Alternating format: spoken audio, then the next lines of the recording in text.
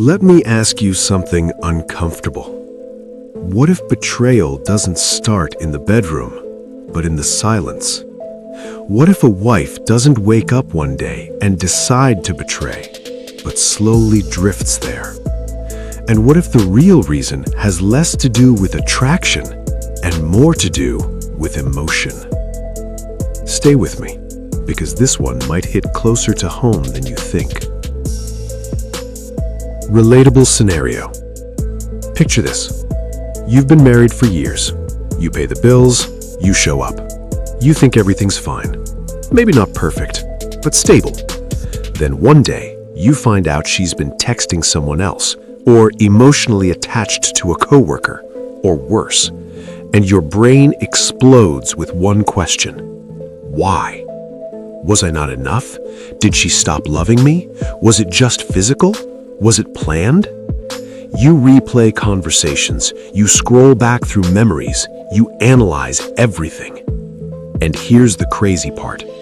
Most men think betrayal is about lust. Most women say it's about feeling something. But what does that even mean? Let's break this down without drama, without blame, just real psychology. Psychological explanation. Why wives betray. First thing, betrayal is rarely random. It's usually the result of emotional erosion. Not explosion, erosion. Slow, quiet, almost invisible. 1. Emotional neglect feels like rejection. Here's something people don't talk about. Women often attach through emotional validation. Not just compliments, not just gifts, but feeling seen. When a wife feels unheard for long enough, she doesn't always fight. Sometimes she withdraws. And when someone else listens, even casually, even harmlessly, it feels powerful. Not because he's better, but because he's present. And presence is intoxicating, especially when you felt invisible. 2. Identity crisis in long-term marriage. Here's a deeper layer. A lot of wives lose their sense of identity over time. They become mom, caretaker, manager of the house, support system. But somewhere along the way, they stop feeling desired, or interesting, or chosen. So when someone new shows interest, it doesn't just feel flattering, it feels like proof. Proof that they still matter, proof that they're still attractive, proof that they're still alive. That dopamine hit, it's not always about the man, it's about the mirror. Pause. This is not about blaming husbands, and it's not about excusing betrayal. It's about understanding behavior. Because once you understand behavior, you stop reacting blindly, and you start seeing patterns. 4. Emotional affairs feel safer. Here's something subtle. Many wives don't start with physical cheating. They start with emotional sharing, venting, talking about problems, laughing privately. And emotionally, that feels harmless at first. No physical contact, no real danger. But the truth is, emotional intimacy is bonding.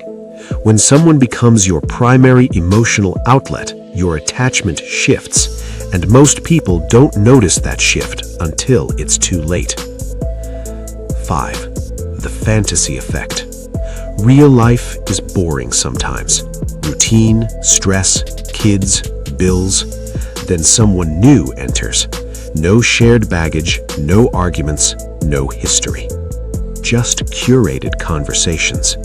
Of course it feels lighter, because it's fantasy. It's edited life. And when someone is overwhelmed or emotionally drained, fantasy feels like relief. Deep insight. The part nobody wants to admit. Here's the uncomfortable truth. Betrayal often starts internally long before it becomes external. It starts when someone feels emotionally alone inside a relationship.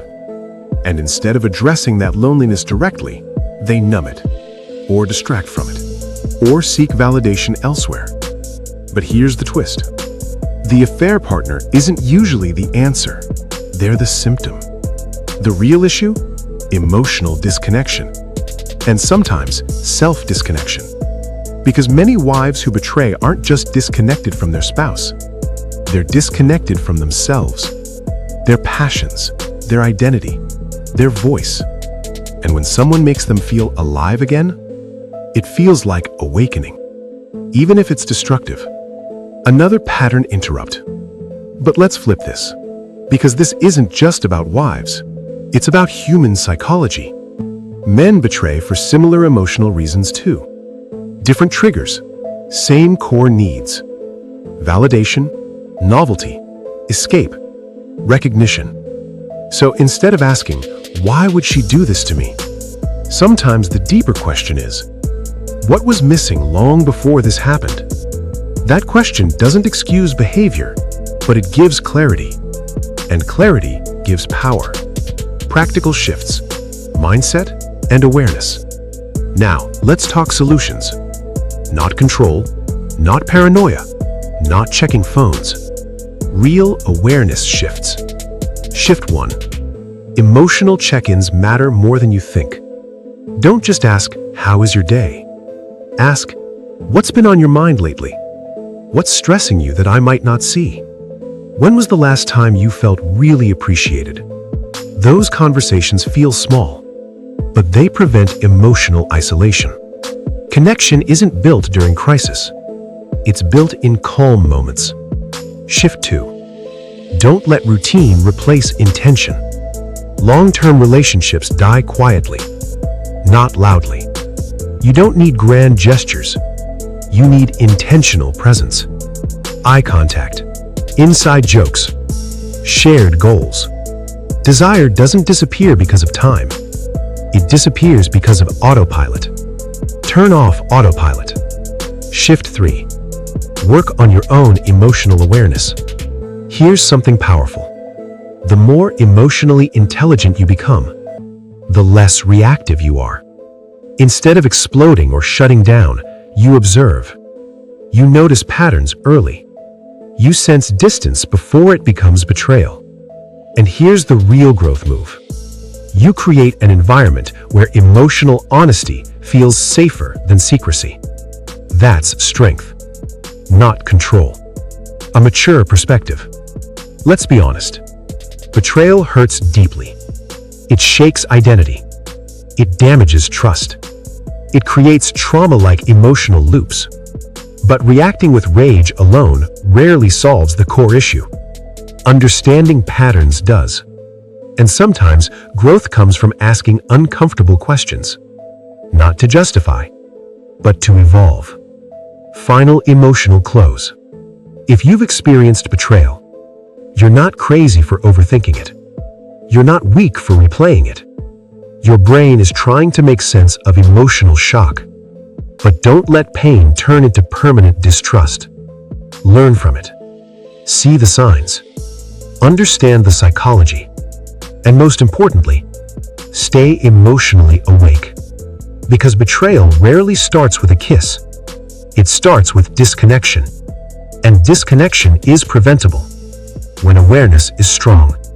So the next time you ask, why would a wife betray? Look deeper than the surface. Look at emotional needs, identity, validation, resentment, presence. Because yeah, it's all psychological. It's all behavioral. And sometimes it's all about what was happening quietly, long before anyone noticed. Because yeah, it's all in your head. If this made you think differently about relationships, hit subscribe. We break down human behavior the real way here. No fluff, no judgment, just psychology.